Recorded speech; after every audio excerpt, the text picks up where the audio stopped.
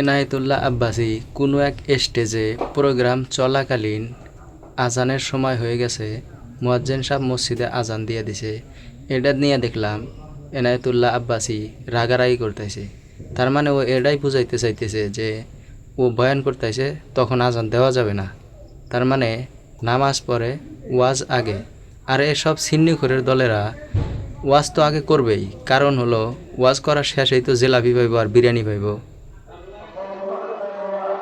Time কত? মৌলভী সাহেব 15 minute দেরি করতে পারতো না আজানটা আজকে? বলে রাখা তো দরকার ছিল।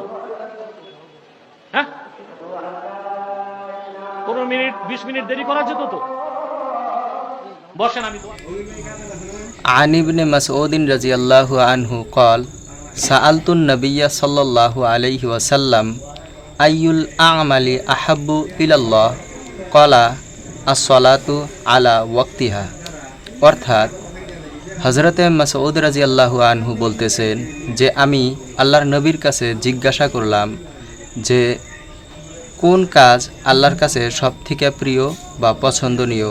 আল্লাহর নবী বললেন যে সময় মতো নামাজ আদায় করা।